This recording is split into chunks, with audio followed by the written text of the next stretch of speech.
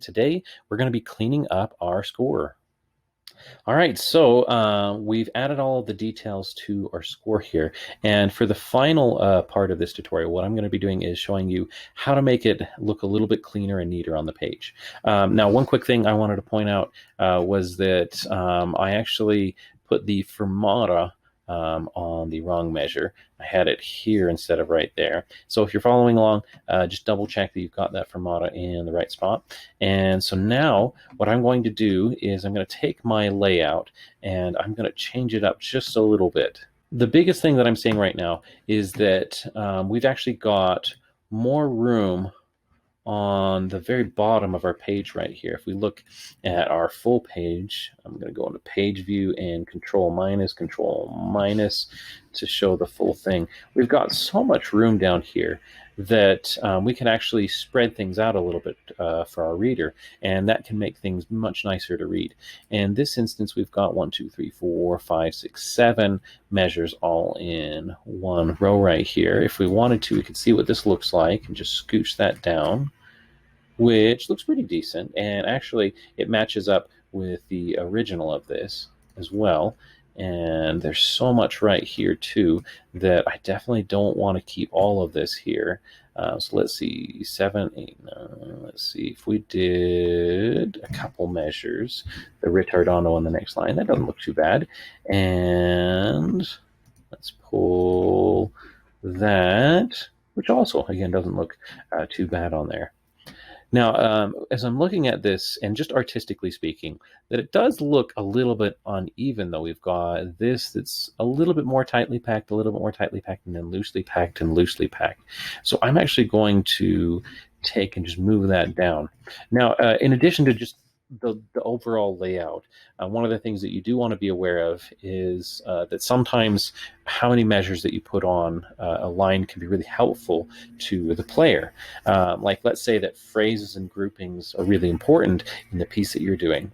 Then you might end up, say in this instance, in the first line, I might actually just do one phrase per line. Now I know that if I have more than one page for this, that's not necessary, and that's a little bit, in fact, too spread out. In some instances, spreading things out a little bit too much can make it harder also for somebody that's reading. So I feel like that is the best fit for this. And even though this breaks in the middle of a phrase, it looks pretty neat, and it ends up not packing it too tightly, and it gives us a little bit room there. So I'm going to keep it like that. And down here, I'm going to take this. Once again, it's not preferable because it's breaking a phrase, but oh no.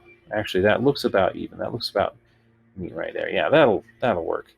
And let me check my original. Yep, that's about how I had it as well. And so now I've kind of got room to play with this a little bit.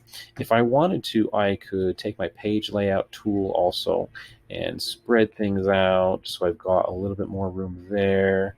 Also, this actually can be really helpful to give you more room. I can use my staff tool, and what I can do is I can spread out individual staffs like this if there's something a little bit too tightly packed. I am always a little bit careful on that, though, because it can end up making things look a little bit weird if you just do individually. So you could also, in fact, take all of these. I just double-clicked on this first one, and I'm going to spread them all out just a little bit. So it doesn't feel too big, but then again, it doesn't feel too small either. There we go. That looks pretty nice.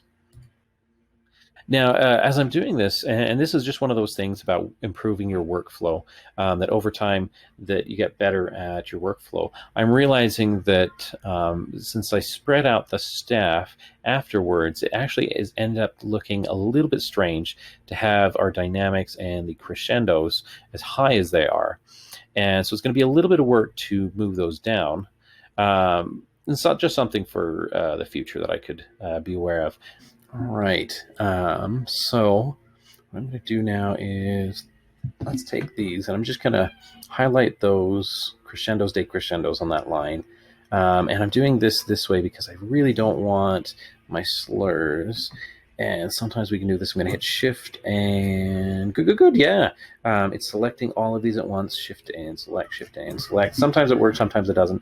All right, and I'm using my arrow keys, and I'm going to move these down. Let's see, 1, 2. Oh, they're all looking pretty decent there.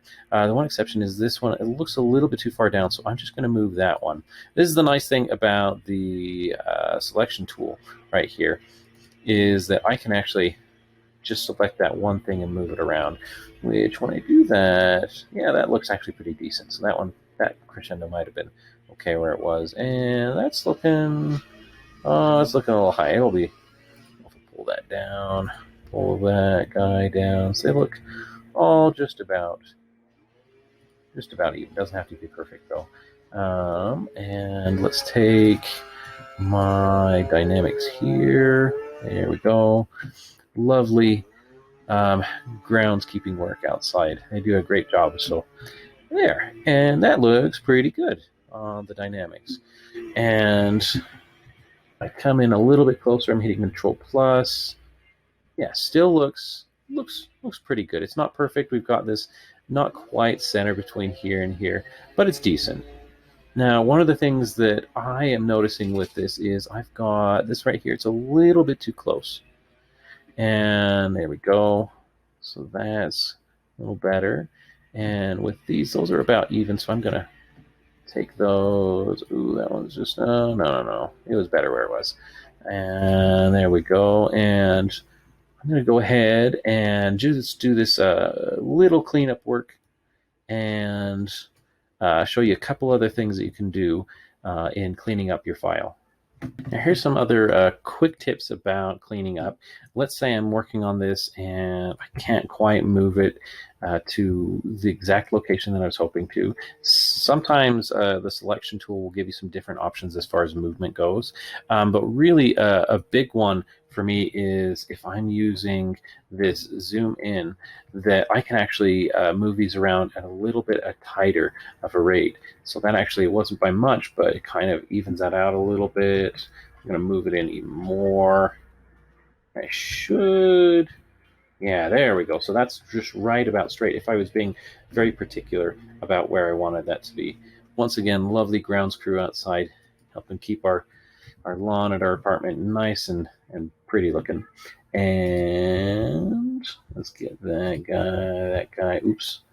And sometimes Finale does some auto stuff that I don't necessarily like. Oh, I feel like it won't let me do in between. It's all right. Bless its heart. We love Finale, don't we? And yeah, that's a little close on that side. Those are about even, so I'm just going to pull. Let's see. No, yeah, that's about even there. That guy up just a little bit. A little more. There we go. And sometimes these slurs actually can get a little bit close. For me, that doesn't look too bad, but I prefer it if it was just a little bit further away from the notes. To me, it looks a little bit cleaner that way. So I'm going to just select that particular slur, and I'm going to take these just ever so slightly, move them up out of the way. There we go. Selected that. And let me see how that looks. Oh, yeah, not too bad. Pretty decent. And, ooh, that one's a little bit hidden on the staff there. I think this is one of those that it's being particular about. There we go. Yeah, with that sharp, I'm going to take these and move them just a little bit over. There we go. Looks a little bit to me, a little cleaner, a little neater. Pull that guy down. It's being grumpy again. And no, actually, when I look at it, yeah, that'll work as it is. Let's go pull both of these. So a little clearer. That's pretty good as well. Yeah, looking pretty decent. Any fingerings here I need to worry about. Let me pull that up. There we go. And pull that down. No, up looks better. Okay. Looking good. And yeah, those all look pretty decent. And I also like to check on these right here. Crescendos are looking good. Crescendos, just their placement, that's pretty good. I might pull that up just barely to give it a little bit more room away from there. And again, we have our slur. It's a little tight in those notes, so I'm just going to pull it up just barely. And let's do that one also. There we go. The ritardando, I think, is a little bit, for my taste, a little too high. So I'm going to pull it in so it's a little closer, a little easier for the reader to see it with that note right there. And yeah, going over this, that looks pretty decent. I'm going to do just a few other things as I'm looking over this. One of them is this right here at the top. It says score, and we don't really need to worry about seeing that there. And I want to point out this because it's so cool. It's one of the really neat features I love about Finale. That right there in that box is an insert.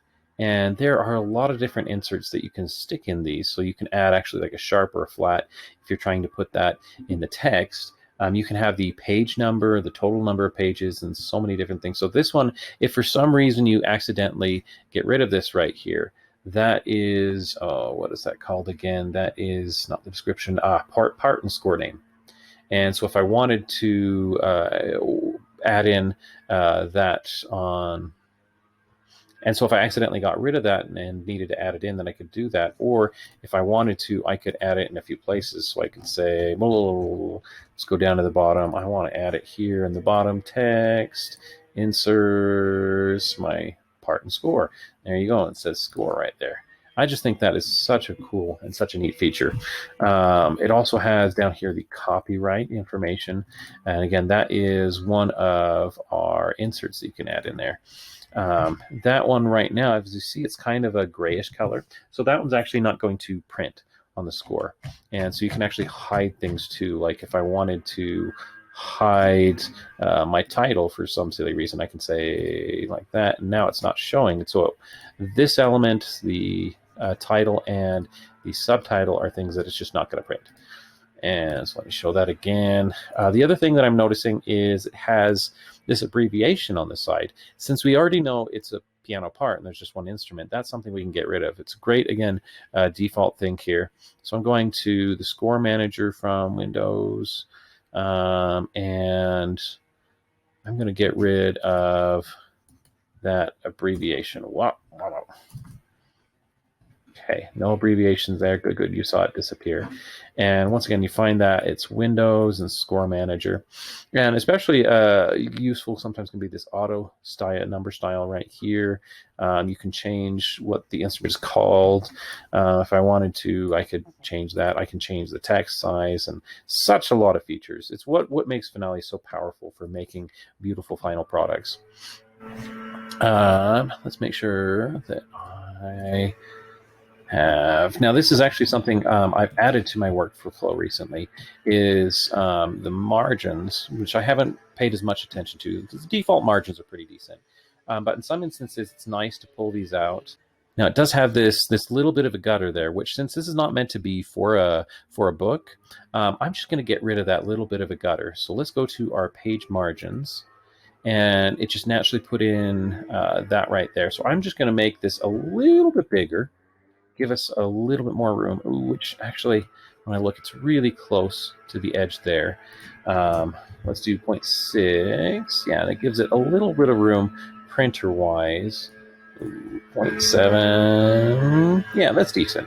So now if this were to be printed out, you've got a little bit of room here that it wouldn't cut off that bit of the page. And same here, room that it wouldn't cut off the page.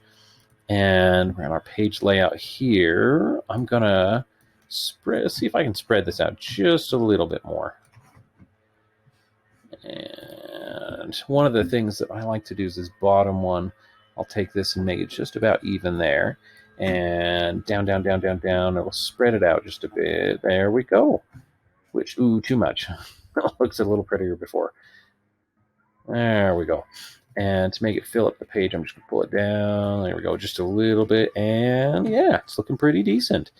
In the next video, I'm going to talk about a different way that that we can add in these finger numbers right here, which in the instance of piano finger numbers, it would actually not be as effective as the default ones. But for string fingering numbers, it's absolutely crucial when we get things like low fours, low twos, that kind of thing.